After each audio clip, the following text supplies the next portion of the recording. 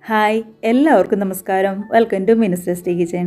അപ്പോൾ ഇന്നത്തേത് ഇതേപോലൊരു വടയുടെ റെസിപ്പി കേട്ടോ. നമ്മുടെ ഉഴുന്നൊന്നും ചേർക്കാതെ ഉരുളക്കിഴങ്ങും അതേപോലെ തന്നെ റവ ഉപയോഗിച്ചുകൊണ്ട് പെട്ടെന്ന് തന്നെ തട്ടിക്കൂട്ടാൻ പറ്റാവുന്ന ഇതേപോലുള്ള കുട്ടി കുട്ടി വടയുടെ റെസിപ്പിയാണ്.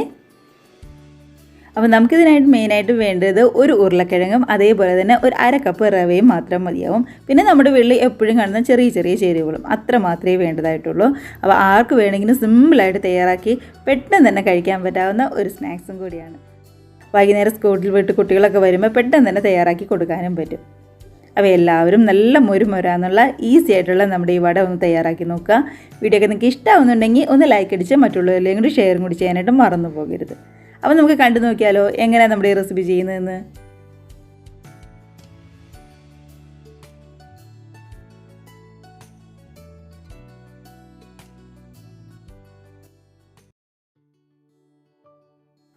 അപ്പോൾ നമ്മുടെ ഈ വട തയ്യാറാക്കാനായിട്ട് ആദ്യം തന്നെ ഒരു മിക്സ് ഒന്ന് റെഡിയാക്കി എടുക്കണം. അപ്പോൾ അതിനായിട്ട് അത്യാവശ്യം വലിപ്പമുള്ള ഒരു പാൻ തന്നെ ഞാൻ അടുപ്പത്ത് വെച്ചിട്ടുണ്ട്.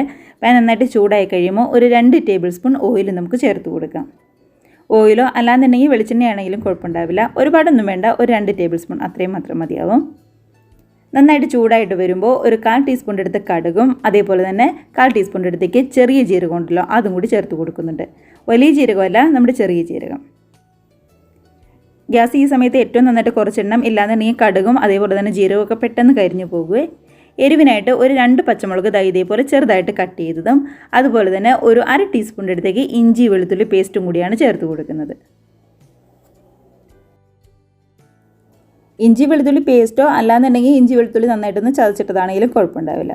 പതിയെ പച്ചമണമൊക്കെ നന്നായിട്ടൊന്ന് മാറി വരുമ്പോൾ ഇതിനകത്തേക്ക് 1 കപ്പ് വെള്ളവും കൂടി ചേർത്ത് കൊടുക്കുന്നുണ്ട്. ഇതിപ്പോൾ തിളപ്പിച്ച വെള്ളമൊന്നുമല്ല, സാധാരണ വെള്ളം തന്നെയാണ്. അപ്പോൾ 250 ml കപ്പിന് 1 കപ്പ്, ഇല്ലാന്നുണ്ടെങ്കിൽ ഗ്ലാസ്സിനാണെങ്കിലും 1 ഗ്ലാസ് വെള്ളം ചേർത്ത് കൊടുക്കുക. ഇനി വേണ്ടത് നമ്മുടെ ഉരുളക്കിഴങ്ങ് ഗ്രേറ്റ് ചെയ്തെടുത്താണ്. അപ്പോൾ അത്യാവശ്യം വലിപ്പമുള്ള ഒരു ഉരുളക്കിഴങ്ങ് തൊലി കളഞ്ഞ് നമ്മുടെ ഗ്രേറ്ററിൽ വെച്ച് നന്നായിട്ട് തന്നെ ഒന്ന് ഗ്രേറ്റ് ചെയ്തെടുക്കുക. അതിനുശേഷം നമ്മുടെ വെള്ളം ഉപയോഗിച്ച് 2-3 തവണ ഒന്ന് കഴുകി ശരിക്കും പിഴിഞ്ഞെടുക്കണം.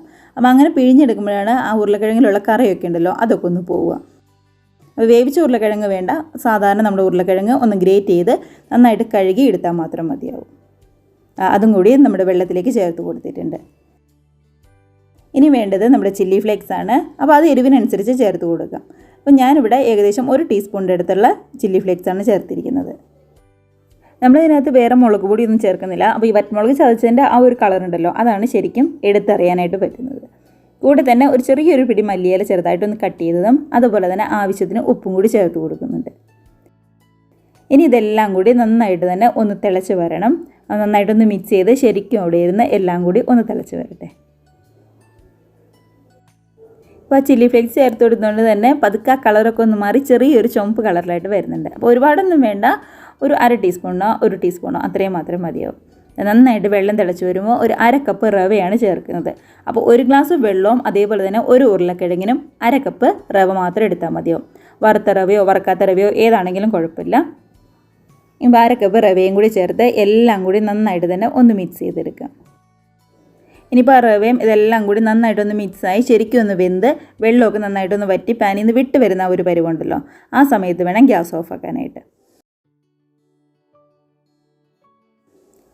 കണ്ടോ, ശരിക്കും വെള്ളമൊക്കെ ഒന്ന് വറ്റി പാനിൽ നിന്നാണെങ്കിലും നന്നായിട്ടങ്ങ് വിട്ട് വരുന്ന ആ ഒരു പരുവത്തിൽ കിട്ടിയിട്ടുണ്ട്. ശരിക്കും വെന്തും വന്നിട്ടുണ്ട്. അപ്പോൾ കയ്യിൽ നമ്മൾ കുറച്ച് എടുത്ത് നോക്കുമ്പോൾ തന്നെ അറിയാൻ പറ്റും നന്നായിട്ട് വെന്ത് ശരിക്കും കയ്യിലൊന്നും ഒട്ടും തന്നെ ഒട്ടിപ്പിടിക്കാതെ നല്ല രീതിക്ക് തന്നെ നമുക്ക് കിട്ടിയിട്ടുണ്ട്. അപ്പോൾ ഈ സമയത്ത് ഗ്യാസ് ഓഫ് ചെയ്ത് നമുക്ക് വേറൊരു പാത്രത്തിലേക്ക് തണുക്കാനായിട്ട് മാറ്റി വയ്ക്കാം. കണ്ടോ, ഞാനിപ്പോൾ വേറൊരു പാത്രത്തിലേക്ക് മാറ്റി വെച്ചതാണ്. നല്ല ചൂടുണ്ട്. അപ്പോൾ ഇതിൻ്റെ തീ ചൂടൊന്ന് ആറി വരട്ടെ. ഇപ്പോൾ ഒരു 5 മിനിറ്റിന് ശേഷം ആ വലിയ തീ ചൂടൊന്ന് ആറിയിട്ടുണ്ട്. എന്ന് കരുതി തീരെ തണുത്തും പോയില്ല, നമ്മുടെ കയ്യിൽ എടുത്ത് പിടിക്കാൻ പറ്റാവുന്ന ഒരു ചെറു ചൂടുണ്ട് കേട്ടോ. അപ്പോൾ ഈ സമയത്ത് കൈ വെച്ച് നല്ലതുപോലെ തന്നെ ഒന്ന് ഉടച്ച് ശരിക്കും ഒന്ന് കുഴച്ചെടുക്കുക. അപ്പോൾ കൈ വെച്ച് തന്നെ ഇതേപോലെ ഒന്ന് കുഴച്ചെടുക്കാനായിട്ട് പ്രത്യേകം ശ്രദ്ധിക്കണം കേട്ടോ. കണ്ടോ, നന്നായിട്ട് തന്നെ നമ്മൾ കുഴച്ചെടുത്തിട്ടുണ്ട്. ഇനി നമ്മൾ ചെയ്യുന്നത് ചെറിയൊരു വടയുടെ ഷേപ്പിൽ ആക്കിയെടുക്കലാണ്. അപ്പോൾ കയ്യിൽ കുറച്ച് ഓയിലൊന്ന് പറ്റി കൊടുക്കുക. അങ്ങനെയാണെന്നുണ്ടെങ്കിൽ കയ്യിലൊന്നും ഒട്ടും തന്നെ ഒട്ടിപ്പിടിക്കാതെ കറക്റ്റായിട്ട് നമുക്ക് കിട്ടും. അതിനുശേഷം നമ്മുടെ ഈ മിക്സിയിൽ നിന്ന് കുറച്ചെടുത്ത് നന്നായിട്ടൊന്ന് ഉരുട്ടി വടയുടെ ഷേപ്പിലാക്കി നമുക്കങ്ങ് പരത്തിയെടുക്കാം. നന്നായിട്ട് ഇതേപോലെ ഒന്ന് ഉരുട്ടിയെടുത്ത് സൈഡൊക്കെ ആണെങ്കിലും ശരിക്കും ഒന്ന് പ്രസ് ചെയ്ത് കൊടുക്കണം കേട്ടോ.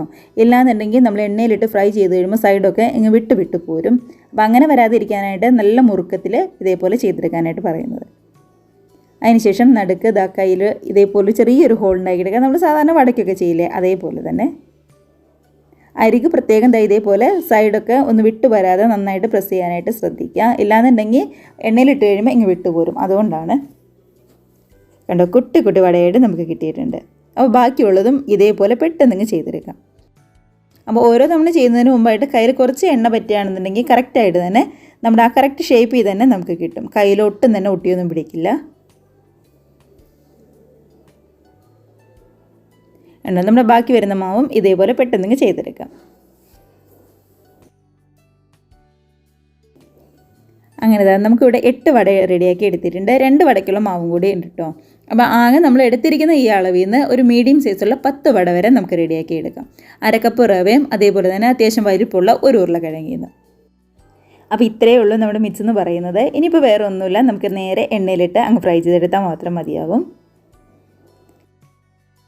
ഇവിടെ എണ്ണയൊക്കെ ആണെങ്കിൽ നന്നായിട്ട് തന്നെ ചൂടായി വന്നിട്ടുണ്ട്. ചൂടായി കഴിയുമ്പോൾ ഗ്യാസ് ഒരു മീഡിയം ഫ്ലെയിമിലേക്ക് മാറ്റി കൊടുക്കുക കേട്ടോ.